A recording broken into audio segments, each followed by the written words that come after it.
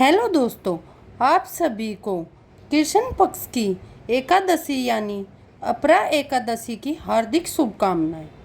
भक्तों, आज का यह वीडियो बहुत खास होने वाला है क्योंकि आज हम आपको बताएंगे उस एकादशी के बारे में जो हमारे धर्म ग्रंथों में सबसे पुण्यदायी और फलदायक एकादशी कहा गया है।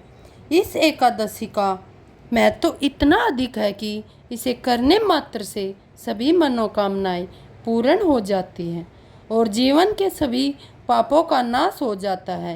लेकिन इस बार 2025 में अपरा एकादशी को लेकर मन में थोड़ा भ्रम बना हुआ है क्योंकि अपरा एकादशी 2 दिनों में पड़ रही है। इसलिए आपसे अनुरोध है कि कृपया इस वीडियो को अंत तक ज़रूर देखें। अगर वीडियो आपको अच्छा लगे तो लाइक करें और चैनल को सब्सक्राइब ज़रूर करें। भक्तों, जैसा कि आप जानते हैं कि साल में कुल 24 एकादशी आती है, लेकिन जब अधिक मास आता है तब इनकी संख्या 26 हो जाती है। हर महीने में 2 एकादशी होती है, एक कृष्ण पक्ष और एक शुक्ल पक्ष में।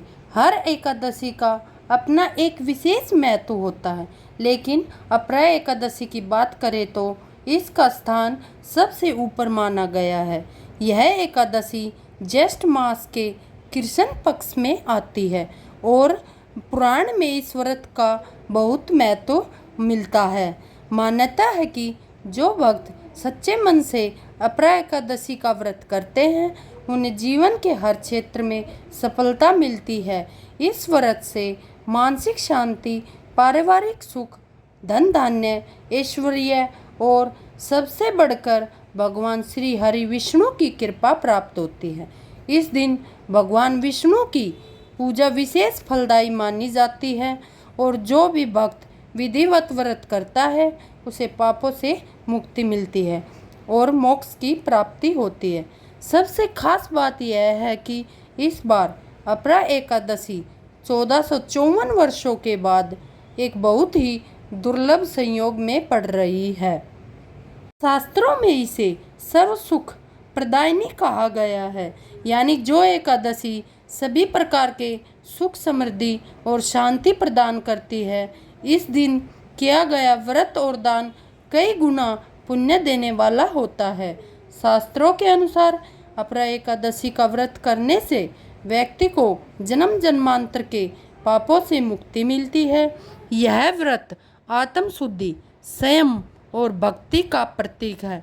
अपरा एकादशी का पुण्य फल इतना महान है कि यह अश्वमेघ यज्ञ से भी अधिक फलदायी माना गया है।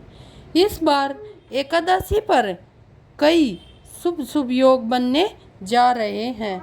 तो सारी एकादशियों का विशेष महत्व होता है, लेकिन अपरा एकादशी का व्रत करने से व्यक्ति को ब्रह्म हत्या तक के पापों से मुक्ति मिल जाती है। साथ ही जीवन में सुख समृद्धि का वास होता है। इस दिन व्रत रखने से घर में सुख, समृद्धि, वैभव, सौभाग्य और धन की वृद्धि होती है। जिन घरों में अपरा एकादशी का व्रत पूजन श्रद्धापूर्वक किया जाता है वहाँ पर नकारात्मकता दूर होती है और सकारात्मक ऊर्जा बनी रहती है। दोस्तों, अपरा एकादशी हर साल ज्येष्ठ मास के कृष्ण पक्ष को एकादशी को आता है। सनातन धर्म में इसका अत्यंत महत्व है। वैदिक पंचांग के अनुसार अपरा एकादशी की तिथि की शुरुआत 22 मई को रात से हो रही है और इसका समापन 23 मई को होगा। ऐसे में उदया तिथि के नियम के अनुसार एकादशी व्रत 23 मई को रखा जाएगा। भक्तों, चलिए जानते हैं कि अपरा एकादशी के दिन कौन कौन से ऐसे कार्य हैं जिन्हें भूल कर भी नहीं करना चाहिए। यह बातें सिर्फ परंपरा ही नहीं है बल्कि हमारी भक्ति और श्रद्धा, पवित्रता से जुड़ी हुई है। अगर आपके मन में इन नियमों का उल्लंघन किया तो माता लक्ष्मी और भगवान विष्णु की कृपा आपसे रूठ सकती है। इसलिए भक्तों, इन बातों को ध्यान में रखना बहुत ज़रूरी है।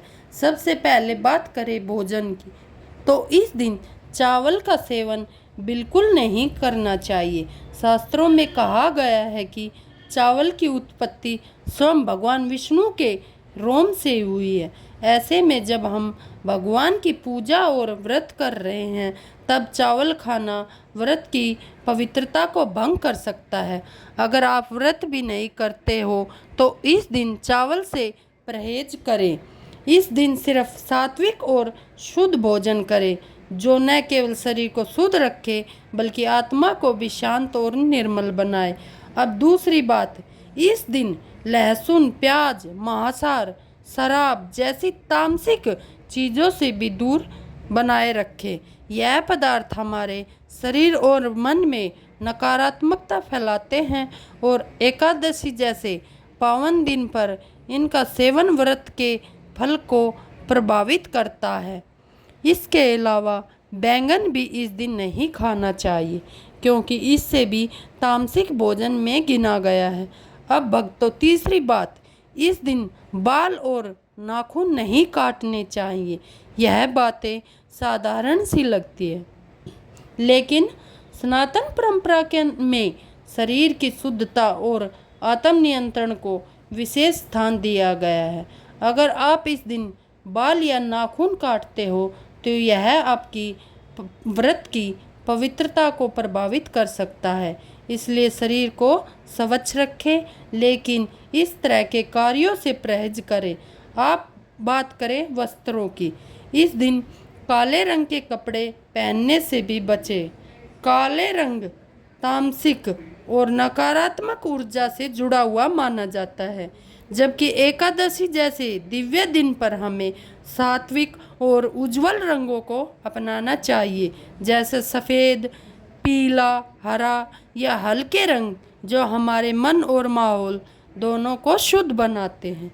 इन रंगों का प्रभाव न सिर्फ हमारे जीवन पर, हमारे शरीर और मन पर पड़ता है, बल्कि यह सकारात्मक ऊर्जा को भी आकर्षित करता है। अब आखिरी बात बहुत महत्वपूर्ण है। इन दिन पेड़ पौधों की पत्तियां और फूल तोड़ने से बचें।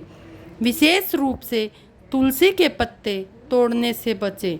तुलसी भगवान विष्णु को अत्यंत प्रिय है, लेकिन एकादशी के दिन तुलसी के पत्ते तोड़ना वर्जित माना गया है।